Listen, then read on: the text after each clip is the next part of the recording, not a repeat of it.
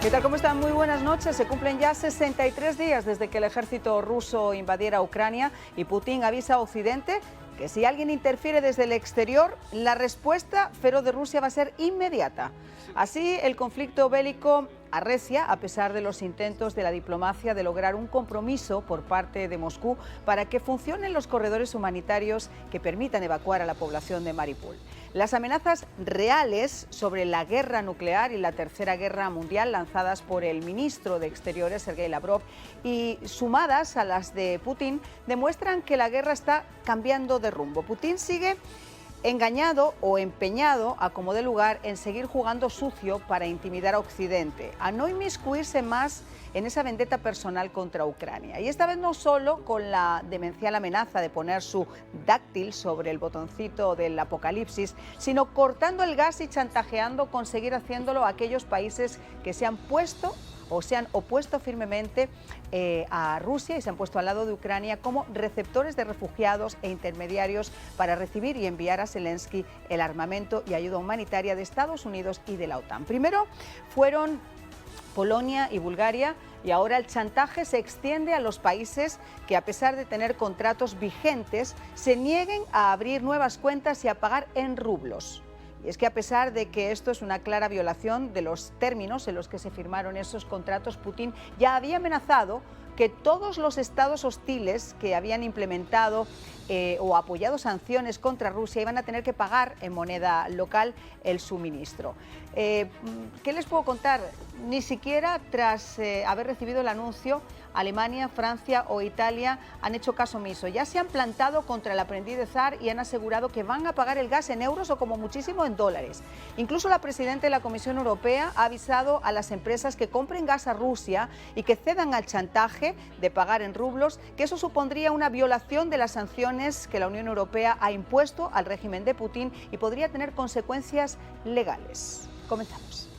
Pues inmediatamente presento a mis invitados. Manolo González Moscote, analista político internacional, una persona que desde Rusia ha cubierto la actualidad para diferentes medios de comunicación. Gracias por estar con nosotros, Manolo. A ustedes por la invitación. Y tenemos al doctor Luis Fleischmann, del Centro para la Democracia y de la Investigación de Palm Beach. Muchísimas gracias también, doctor, por acompañarnos.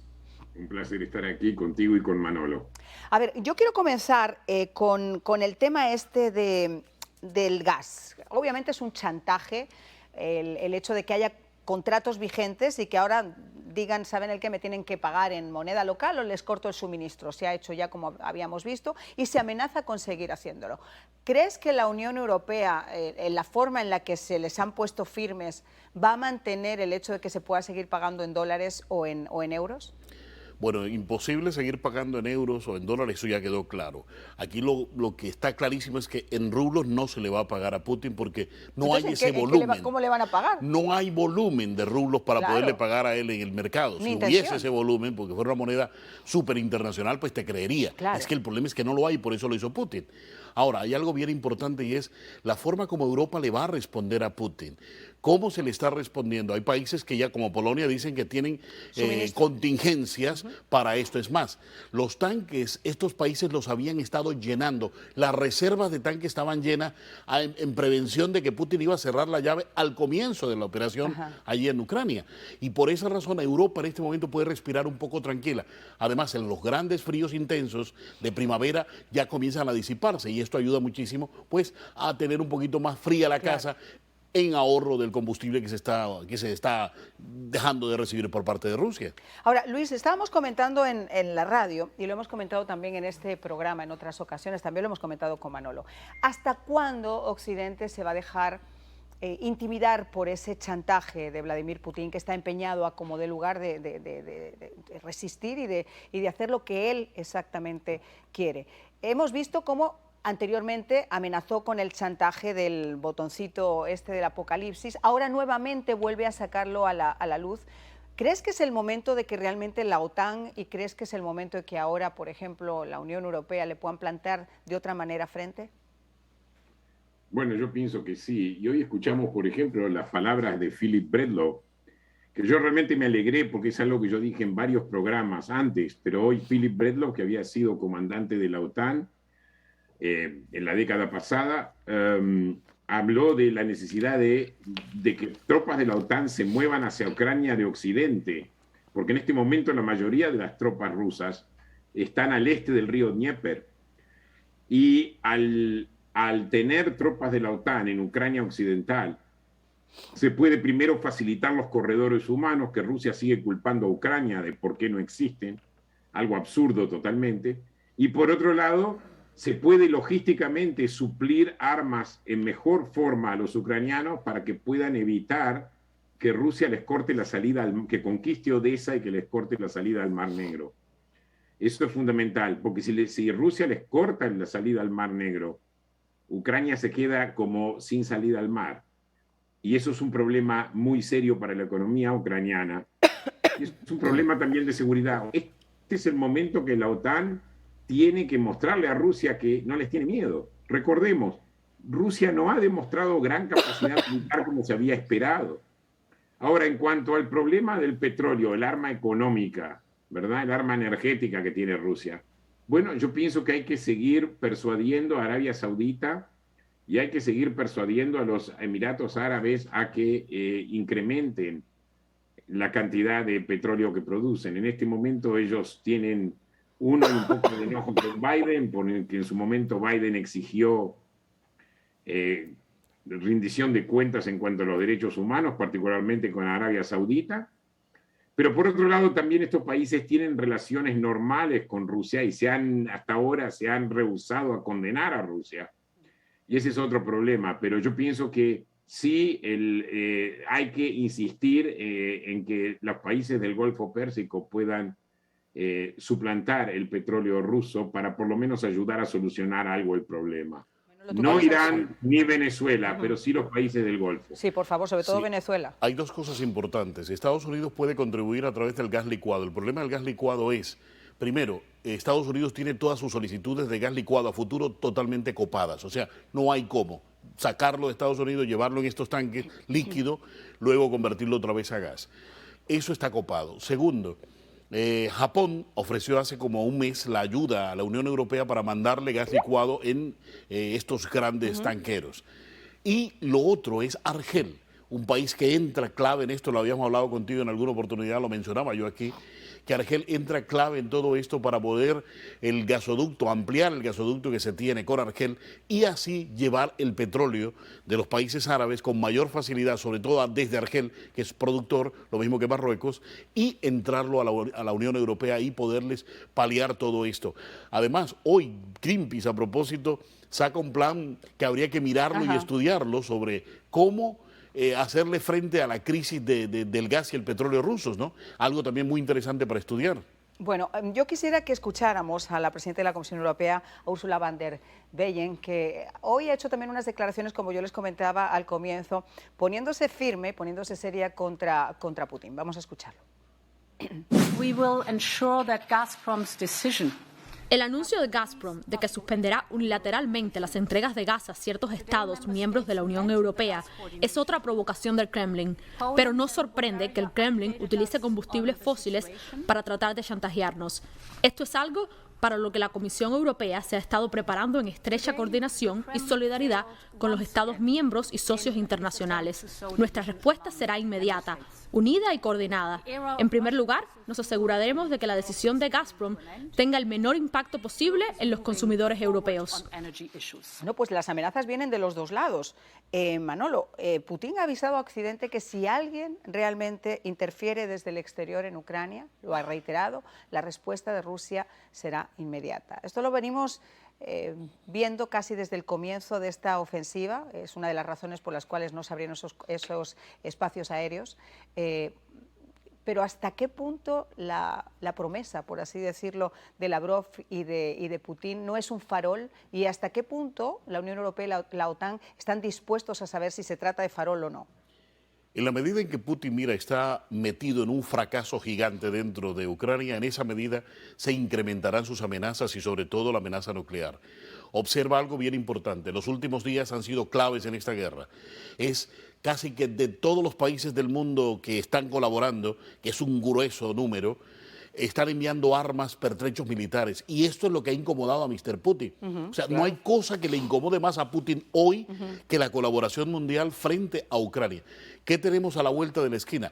Lo que no se puede hacer, obviamente, van a ser los soldados de la OTAN entrando en territorio, pero sí podrían estar los soldados de la OTAN del otro lado de Moldavia o del otro lado de Polonia, porque esto es bien importante, ¿sabes? Porque la idea de Putin es, como decía Luis, quedarse en la parte este, toda el este del el Donbass, que no lo ha conquistado todavía, bajar, dominar el mar de Azov, que ya prácticamente lo tiene, ahora pasar al Mar Negro y del Mar Negro seguir a Moldavia. Acuérdate que ayer hubo desórdenes en Moldavia. Sí. O sea, el libreto del Donbass ya comienza a repetirse en Moldavia por aquello de Sidnestría. ¿Y esto qué significa? Que tiene una excusa perfecta para entrar a Moldavia, o sea, para bajar y arrasar y llegar hasta la frontera con Polonia. Ahí es donde la OTAN va a tener que actuar, ahí es donde van a tener que ver qué se va a hacer, porque Moldavia está prácticamente a puertas de que Putin ordene una invasión para ellos. Y un ataque a uno de los miembros de la alianza significa un ataque a la alianza. Se ha tratado de evitar, pero ¿se podrá evitar ahora si es que realmente entra en Moldavia o amenaza nuevamente a Polonia? Lo que es increíble es que el ejército de Ucrania sigue utilizando todo ese armamento que le ha llegado de Occidente. Ahora han bombardeado con drones y además con mucho éxito pues algunas posiciones rusas en la famosa isla de la Serpiente, que es uno de los bastiones, por así decirlo, de la resistencia ucraniana. Luis, este cambio en la posición de Occidente, de enviar ahora, justo cuando se cumplen 63 días de esa invasión al país, ese armamento pesado, ese armamento antimisiles, ¿crees que puede significar de alguna manera una diferencia en el desarrollo de la guerra? ¿Era lo que venía pidiendo Zelensky desde el principio? ¿Se le negó al comienzo? ¿Por qué ahora?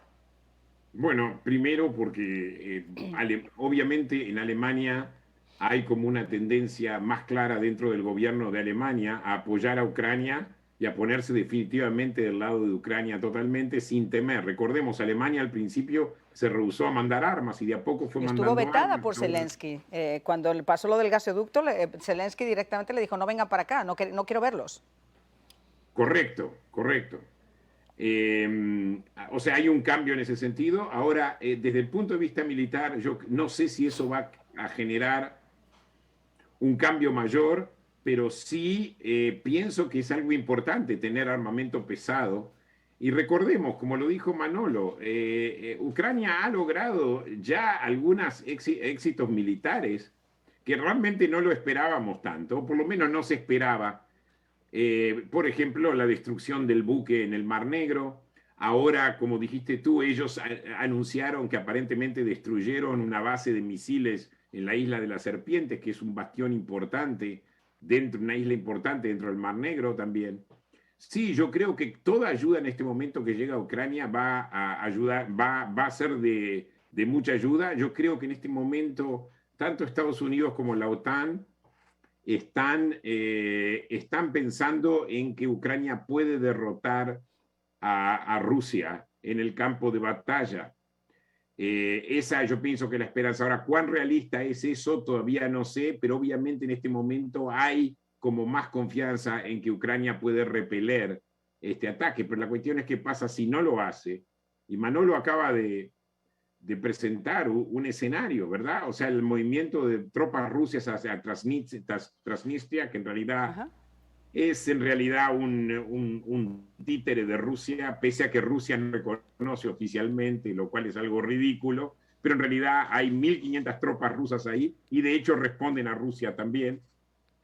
Y después entrar en Moldavia también, porque de hecho, en última instancia, lo que Rusia quiere es recuperar el imperio soviético, no de la misma forma, no por volviendo al comunismo, pero sí volviendo a la gran Rusia, ¿verdad? Ajá, claro, a la volviendo a recuperar el imperio. Y recordemos, todo imperio en decadencia hace lo posible, resiste su propia caída. Y es esto lo que estamos en este momento viendo con Rusia, ¿verdad? Es la resistencia del imperio ruso a caer, a aceptar que ya no son más ese imperio.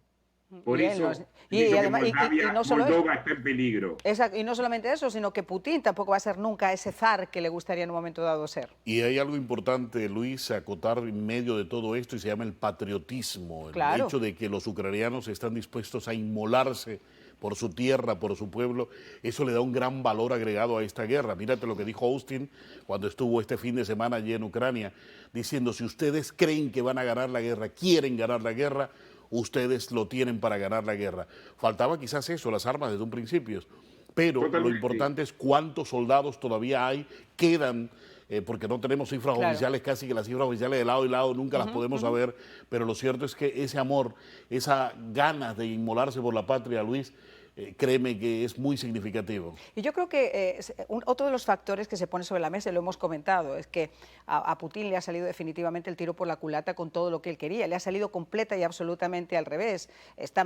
Ucrania está más cerca de la Unión Europea que nunca, tiene un buen ejército, o al menos, por lo menos, tiene armas para poder defenderse, quizá uno de los mejores de Europa, a pesar de que sus bases no estén dentro de la OTAN y cerca de las fronteras de Rusia. Perdió una aliada poderosa, Marine Le Pen, claro, ¿no? que él contaba que ella ganara, una aliada indiscutible de él. O sea, él contaba la desunión de Europa, contaba con la desunión de la OTAN. Y la desunión de Ucrania, y ha salido todo lo contrario, el sentimiento nacionalista. Exactamente, o sea, todo le ha salido al revés a Mr. Putin. Y el tema del Donbass, porque él piensa ahora que llevar esa guerra directamente a esa área del Donbass puede beneficiarle sacándola de las ciudades. Y resulta que ese ejército, que lleva 8 años, el ucraniano, 8 Estaban años preparados combatiendo, ahí están para más eso. que listos para ese área. Ahora, ¿qué les parece si escuchamos también cómo está la situación en estos momentos en un área que desde el primer momento ha sido preocupante, que es Mariupol? Soy Bolina, comandante temporal de la Brigada 36 de Infantería de Marina de Ucrania. Llevamos 62 días de lucha. Estamos completamente sitiados. Ahora estamos en el territorio de la planta de Azovstal. Estamos luchando junto al regimiento Azov y otras unidades que se han encontrado bajo asedio. Hoy, más de 600 heridos en nuestra unidad que necesitan atención médica. También hay civiles heridos a los que tratamos de ayudar en lo que podemos. Hay cientos de civiles aquí, decenas de niños y muchos ancianos. La situación es muy difícil. Hay escasez de agua, alimentos, así como municiones y armas. Les llamo a que salven la guarnición de Mariupol. Aplíquennos el procedimiento de extracción. Aquí moriremos todos. Los heridos morirán y los que vivan caerán en la batalla. Muchísima gente ha muerto. La ciudad ha sido borrada de la faz de la tierra. Esperamos mucho su ayuda. Bueno, estas palabras son desesperantes, tremendas, ¿no? ¿Qué sucede? Esto del llamado de Mariupol es algo muy interesante. ¿Por qué? Porque este asedio que le tiene Putin a la fábrica de acero, la más grande de Europa, a propósito, la más importante y llena de de túneles donde se ha protegido esa población civil. Exactamente. Entonces, ¿qué tenemos a la vuelta de la esquina? Que hay que ver la forma o de quitar ese cerco que Putin le ha hecho a esa fábrica, o sencillamente entrar a negociar para poder por lo menos sacar a los civiles de allí. Lo que pasa es que Putin quiere que se abra un corredor, pero para que los civiles se vayan de rehenes hacia territorio ruso. Y obviamente Zelensky no quiere absolutamente nada de eso. Y te digo, los heridos están allí, están muriendo. Lo vi cuando la escuela de Beslan, vi cómo morían tantos niños allí al frente, heridos, y a nadie dejaron los chechenos, los terroristas, que atendieran a estas personas. Y ver morir a esa gente va a ser lo mismo. Heridos que no van a tener cómo ser atendidos, pero que de todas maneras habrá que ver cuál es el resultado de la visita de Guterres. A propósito. Lo que pasa es que Guterres dice que había estado conversando con Moscú y había estado conversando con Zelensky, y no tienen todavía muy claro cómo se puede llevar a cabo ese corredor humanitario, que es lo que estaba comentando también Luis. Ahora, Luis, aquí hay un factor importante, y es que en este 63 días del asedio hemos visto cosas que no podíamos imaginar que se dieran en pleno siglo XXI. Esa ruptura de las reglas más básicas de la guerra, atentando contra civiles, contra objetivos civiles, y en este caso contra esa fábrica de acero donde, como estábamos comentando con Manolo, está lleno de subterráneos donde se pudo proteger esa población civil. ¿Cómo sacarlos ahora? Luis, pues te hacía esa pregunta antes justo de la pausa. ¿Qué hacer con esa fábrica? ¿Cómo se pueden llegar a sacar los civiles si no se llega a un acuerdo para el corredor humanitario? Bueno, no, o sea, en este momento no veo otra, al menos que se intervenga militarmente para defender Mariupol. No le veo otra que negociación y no veo en este momento que alguien intervenga para defender Mariupol, que ya es una ciudad destruida. Es una crisis humanitaria que realmente no hemos visto desde la Segunda Guerra Mundial en Europa. Y a lo que dijiste tú antes, el hecho de que Rusia en este momento esté bombardeando y esté destruyendo ciudades, ¿verdad? Y Mariupol no es la última, ¿verdad? Lo hemos visto también, lo estamos viendo ahora en Kharkov, lo estamos viendo y seguramente lo van a volver a intentar en Kiev y en otros lugares. Yo creo que van a volver. Como dije, al menos que la OTAN le ponga un freno a todo esto. Bueno. Pero la idea de bombardear ciudades es justamente intimidar y derrotar y generar presión para que Ucrania se rinda. Por supuesto. Y lo que llama la atención, además, Manolo, dentro de esto es que en ese panorama ha habido intercambio. Bueno, mira, el intercambio de rehenes, porque prácticamente el estadounidense que estaba de rehén ante la justicia de Rusia y el narcotraficante juzgado y condenado en los Estados Unidos. Fíjate que eso abre una ventana en medio de esto. ¿Por qué? Porque entonces si lograron en medio de esta fuerte discusión que hay entre Putin y Joe Biden, se logró este acuerdo. Es posible que a través de esta ventana también se logre un acuerdo humanitario con la gente de Mariupol. ¿Sí ves? O sea, esto ha abierto una ventana de que es posible negociar en medio de todas estas tensiones.